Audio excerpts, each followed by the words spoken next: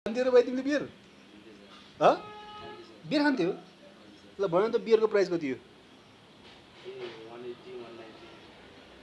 ए तिमी बियर पनि खान्थ्यो कि सम टाइम मात्रै खान्थ्यो कि त्यसरी खान मन लाग्थ्यो र प्रायः जस्तो यङ केटाले त त्यो भन्दा नि लोकल सोकल यताउता होइन अथवा त्यो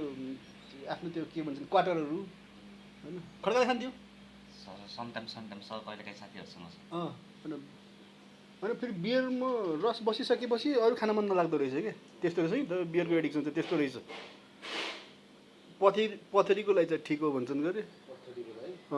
त्यो स्टोन चाहिँ फाल्छन् रे के यसले पानीले पथरी छ र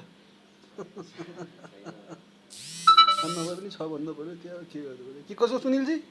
सुनिलजीको पनि अब के छ बियरको बारेमा दुई शब्द बियर कि चिया खै त्यसो भए थोप्रा यहाँ देखाम त एकचोटि हेर्दै चिया खाला जस्तो पनि छ सुनिल भाइले सेरु दाईलाई त सोध्नै भएन सेरु दाई त 100% बियरवाला पऱ्यो ठिक छ कहिले काहीँ ठिक छ होइन ठिक छ दाई ठिक हुनुहुन्छ